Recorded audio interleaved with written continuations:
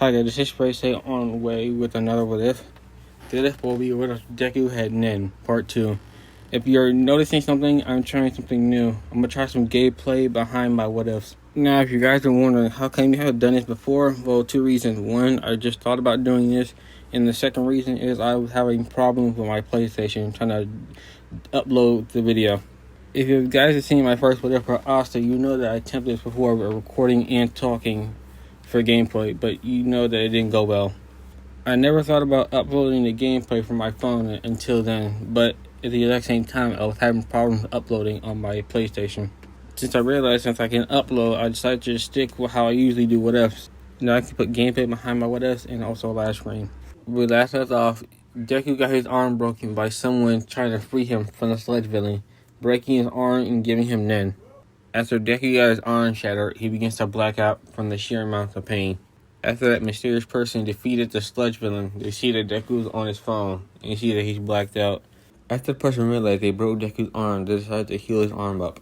20 minutes later, Deku woke up screaming in immense pain. The person wondering, why is he screaming? I fixed his arm. The person was thinking about walking away until they saw some white spots coming off of Deku's arm, flowing through the rest of his body, wondering, wait a minute, did I give him Nen? Deku's wondering what's going on. He's saying, wait a minute, is my quirk awakening? If so, why does it hurt so much? The person grabbed Deku's mouth, covering it, telling him, calm down. This is not your quirk, this is something else. It's called Nen. Deku asks, wait, what's Nen? And what do you mean by awaken it? Does it usually feel like this? The person tells him, no, it usually doesn't feel like that when you first get it. Well, maybe if someone forced it upon you. Yeah, that makes sense. 5 minutes have passed, the pain has gone away. Deku stands up, seeing white stuff coming off of him, saying, so this is Nen? The person will tell him, yes. Deku will ask him, why did you save me? The person will tell him, well, that person robbed the store I was in. So the person robbed me and the store that I was in. So basically I had to get my wallet back. Deku asks me, so can you explain what Nen is and what I can do with it? The man would tell Deku, why would I want to teach you how to use Nen? Deku tells him, well, you saved me, and so at least I can do is like try to return a favor, and also I'm trying to become a hero, so yeah. He tells Deku to hold on a minute, goes to the sledge villain and looks for his wallet, seeing if not there. After the man stops looking for his wallet, he tells Deku, alright, after you do me this favor, I can teach you Nen, but if you become a villain, I will kill you. Deku tells the man, that's good.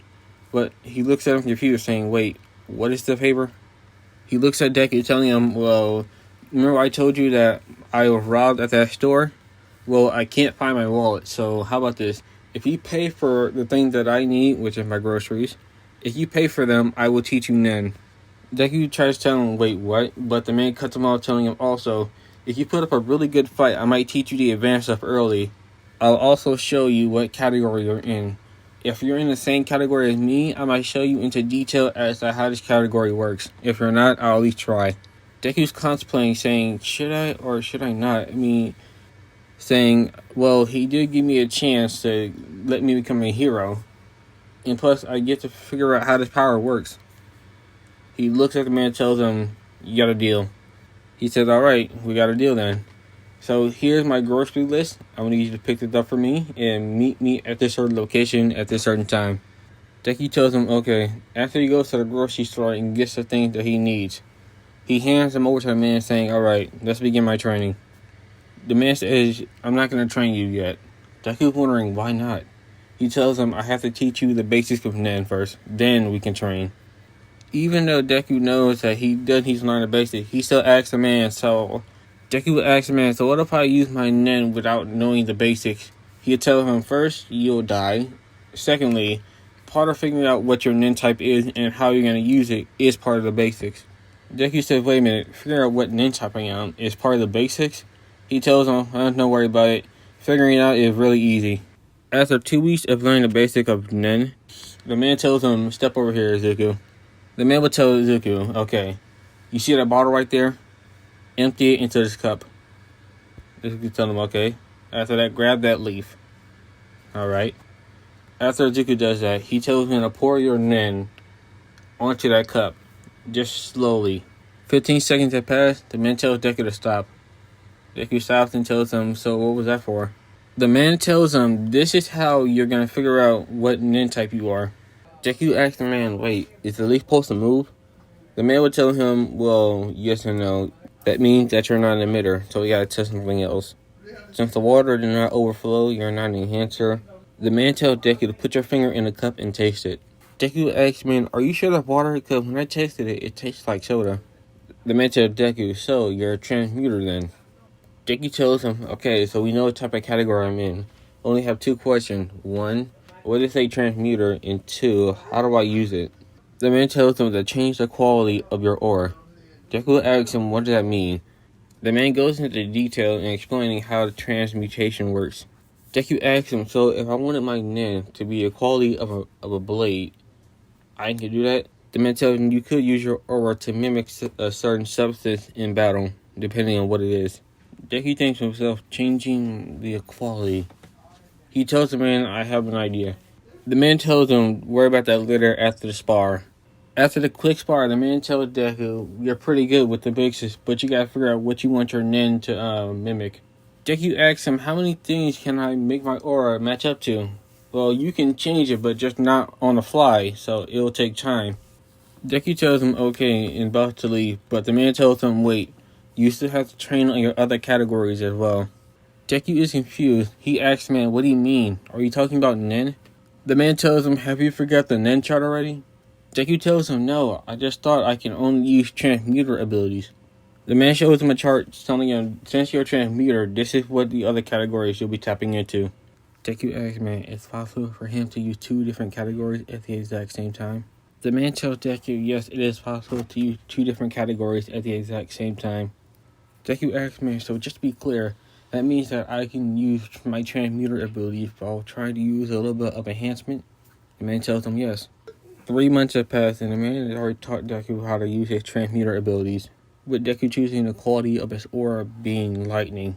The man tells Deku that's a pretty interesting choice to choose electricity, but why? Deku tells him, well, lightning is pretty fast, and plus you can find it anywhere.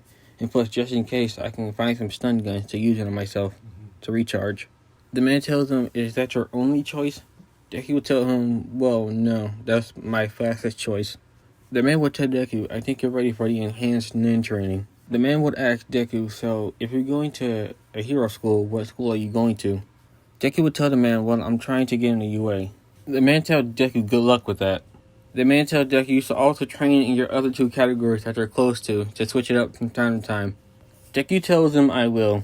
The man tells him to prove that you're going to be on your A game when you get to UA, I'm going to put tasks all around the city, and each task will need to be used by a different category. Deku tells the man, alright, I think I can do this. But the man tells him, hold on, there's a catch. The man tells Deku the test you'll be doing for your nin will be 75% of what you'll be doing. Deku tells him, okay, but what is the other 25%? The man tells Deku the other test requires you to not use nin at all. Deku tells him, wait, so for the other percentage, you don't want me to use nin at all? But why? The man tells him, if you constantly use your nin, you're eventually going to get tired and going to be useless on the battlefield if you do so. So for the other task for you to not use nin, we're going to test your reaction speed, your durability, and your reflexes. Also, for your last two tasks, you'll also be testing your speed and strength against me. Deku tells him, okay, so I only have one question. So for the task we're going to do with nin, what are we going to do? The man tells him for 25% of it, you'll be doing the exact same thing. You're going to use your nin to help you with the task, but for the 50%, I'm not going to tell you what you're going to do for that. Deku asked the man two questions. One, when is it going to start? And two, how long is it going to last? The man answered Deku's question, telling him when is it going to start? Next week. How long it's going to be until you get in the UA. Now, for the rest of the month that Deku have left, the task Deku will be doing is catching drones, solving puzzles, stopping armed robberies, and kidnappings. Now, for the 2 weeks that Deku have left, he'll be trying to beat his teacher in raw strength or just speed along with and without nin. For 2 days that Deku had left, the man will tell Deku, I think you're ready. Deku will tell him, I couldn't have done it without you. Thank you. When that day comes when Deku went to UA, the man walks him to school. Deku tells him, I can't thank you enough. Deku asks man, is there anything I can do to repay you? The man tells him, no, not really. Deku begins to chuckle. The man asks him, what's so funny? Deku tells him, well, there's 3 important things I forgot to ask you. The man tells him to ask away. Deku's first question was, so how many Nen users are there? The man tells him, between my friend and some other people, that's it. Deku said, next question, so you never told me what Nen type you are. The man tells him, I'm a conjurer, but sometimes I'm also a specialist. Deku asks him, so wait, how do you become a specialist then? The man tells him, well, I'll teach you next time. The man tells him, so is that your final question? Deku tells him, no, that's not it. Deku gets ready and asks the man, so what is your name then? The man asks Deku, well, do you consider me your friend? Deku tells him, of course. The man tells him, my name is Kurapika. Deku tells him, so that's your name. Kurapika tells him, well, good luck on your test. When Deku walks towards the building, he begins to trip. Kurapika goes over there and grabs him before he even falls. Deku tells him, thank you. Everything else happens the same, but Deku's not muttering. But when Ida wants to go criticize President Mike about the 0-point robot, Deku tells him he hasn't got to that yet. Once they get to the gate, Deku sees a nervous girl. He wants to go walk up to her and tells her everything can be okay, just do your best. After Deku tells him no, they begin to speed off. I'll be in this part right here. I hope you guys enjoy, and happy holidays.